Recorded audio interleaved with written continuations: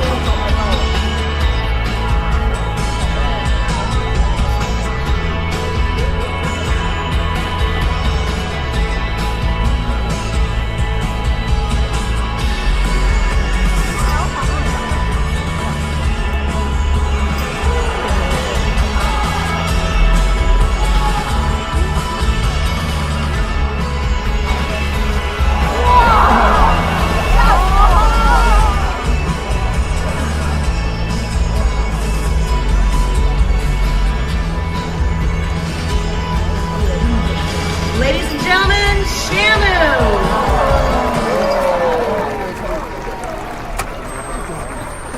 I'd like to introduce Trainer Tom. Thanks a lot, Jenna. We're all excited to be here today to show you just how we care for these amazing animals.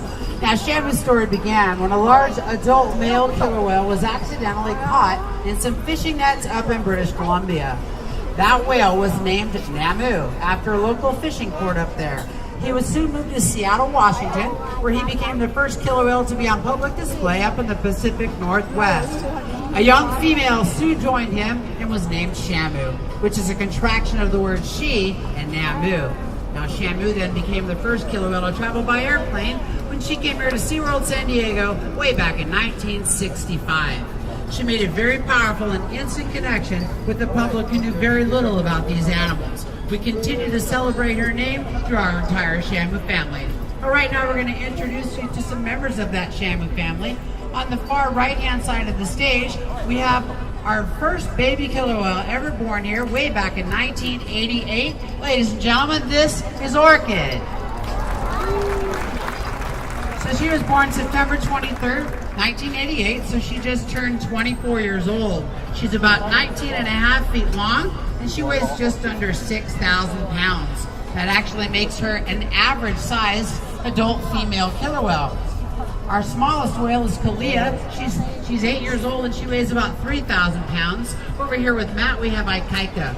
Now, he was born at SeaWorld of Orlando back in 2002, so he's 10 years old right now. Ikaika weighs about 5,000 pounds, but he's not anywhere near done growing. These animals keep growing until they're about 16 to 18 years old. Our largest killer whale here is Ulysses. He weighs 9,600 pounds, and that also is an average sized adult male.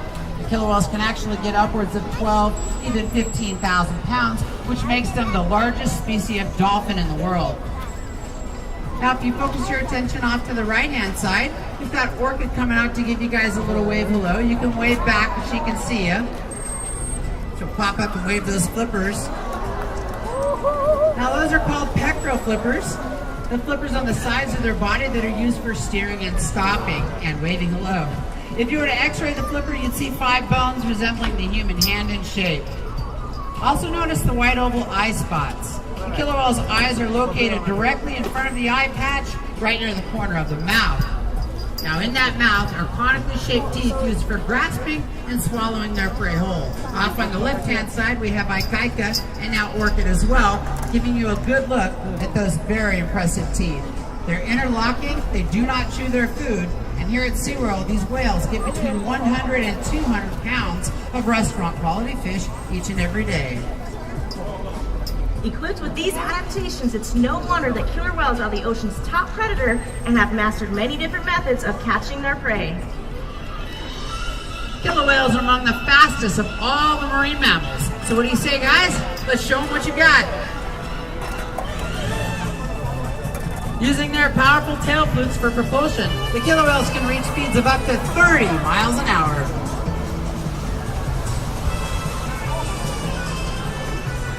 Very nice, guys. All right, get those cameras out in the middle of the pool. You can see these animals are incredible swimmers, but what's most amazing is their ability to lift thousands of pounds belly up and out of the water.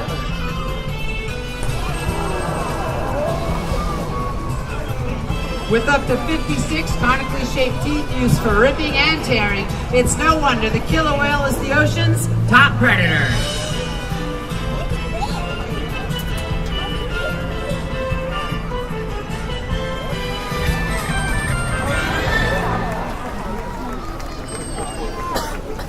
The same training techniques used for the big impressive behaviors you just saw are also utilized in performing daily medical examinations.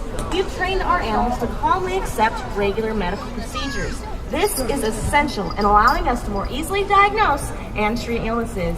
This type of training is called husbandry training, and Tom's going to explain a little bit more about what that means. In addition to the high energy behaviors, some of which you just saw, we do train the whales on husbandry behaviors. Now these are the behaviors that allow us to take better care of the whales. We're going to demonstrate one of those right now here with Orchid. Christy's asked her to roll over upside down, inverted. And this is a very important behavior to train. This is called a tail fluke present. The reason it's an important behavior is this is where we can get blood sample from.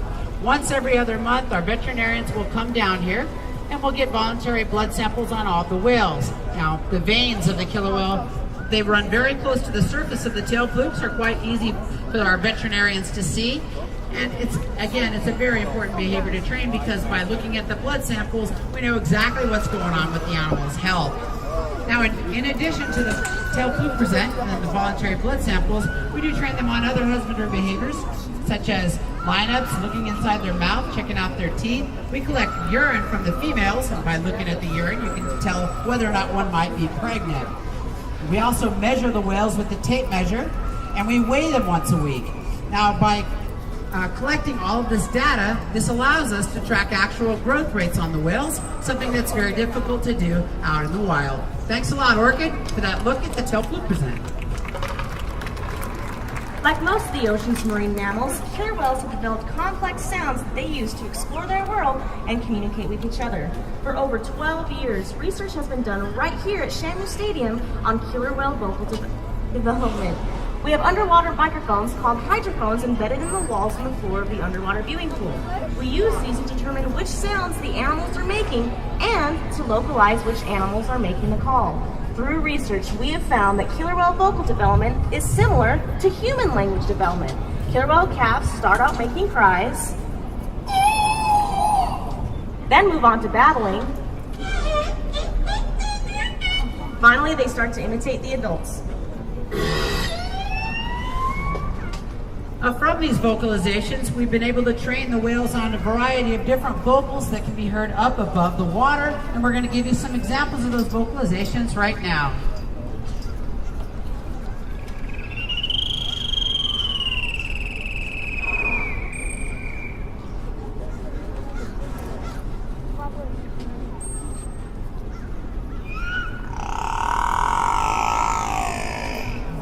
And we got one real fun one.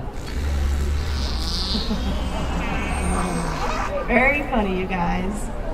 Through our experience, we have found that the most successful trainers are the ones who learn along with the animals. It takes some time, but trainers focus first on building strong relationships with the killer whales. They do this through creating interesting, stimulating, and fun training sessions. And here's Missy to explain what you'll be seeing today. Thank you, and hello everyone. Today we're going to give you a look at one of our training sessions. We have many different types of training sessions. We have an acronym for these to help us all remember them. It's called HELPERS. This stands for husbandry. If you look up on the board right there, husbandry are the behaviors that we use to maintain the health and well-being of our killer whales. Exercise sessions. Just like you and I need to be in the best physical condition, so do the animals. Learning sessions. That's where an animal is learning a brand new behavior. Playtimes. Pretty self-explanatory. Just having fun with the animals, finding out what they enjoy, what they find reinforcing. Relationship sessions are when we're just hanging out with the animals, letting them know that we appreciate them, we respect them, and that's how they gain that trust with us. And of course, all the excellent shows that you see here at SeaWorld. Now today, all of you are going to get a chance to see a learning session. So Orchid who's right over there with Christy, is working on a new behavior. We call it an Einstein. And simply because it's a very challenging behavior, most of the other whales probably can't handle how complex it is. However, Orchid is pretty much our smartest killer whale, and I'm sure all the trainers would agree. She picks up on behavior very quickly, and she tends to help us out. If we need to work on something with another animal, she can actually show that animal exactly what we're looking for. So the way this works is, this is a behavior that she does know. It's called a fling. So she will be getting people wet. So if you're sitting in the first 16 rows, watch out for that. Now, you'll see Christy give her the signal. It looks just like this.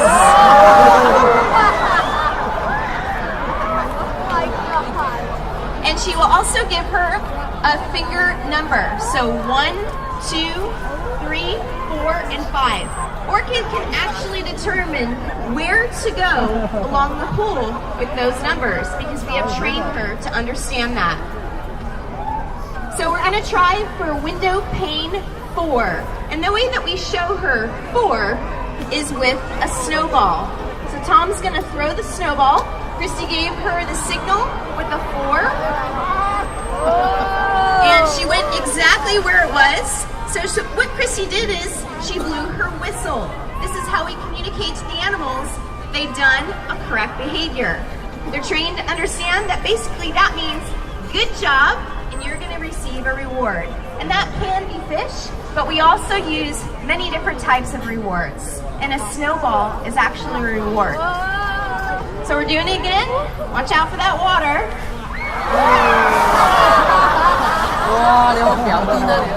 Excellent job, Orchid.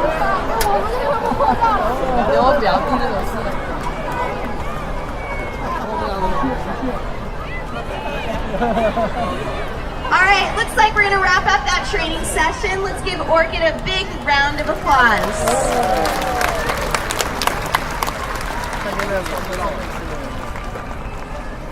Now that you've had a chance to see one of our training sessions, we're going to show off a few more spectacular behaviors that all of you will see later today in our One Ocean show. Now these behaviors also have the potential to get you wet with 55-degree salt water. So if you're sitting in the first 16 rows, over here or over here, you may want to move to higher and drier ground. Come on, Shamu, let's go.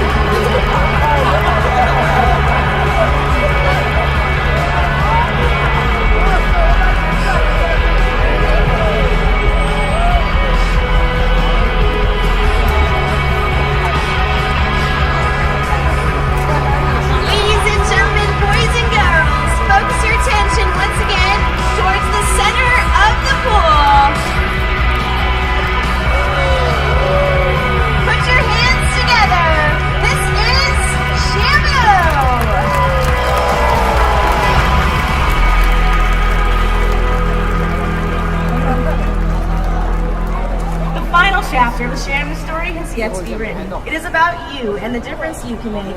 Killer whales are found throughout the world, but their ocean homes face many threats.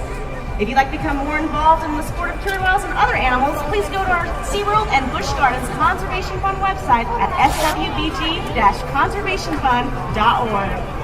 Later today, when you see our One Ocean show, we invite you to remember all these things that occur behind the scenes. We are honored to be able to share Shamu's story with you, and we hope we've inspired you to celebrate, connect, and care for all animals. We'll be sticking around in case you have any questions. We hope you've enjoyed the Shamu story. Have a great rest of your day here at SeaWorld. Bye-bye. Bye-bye.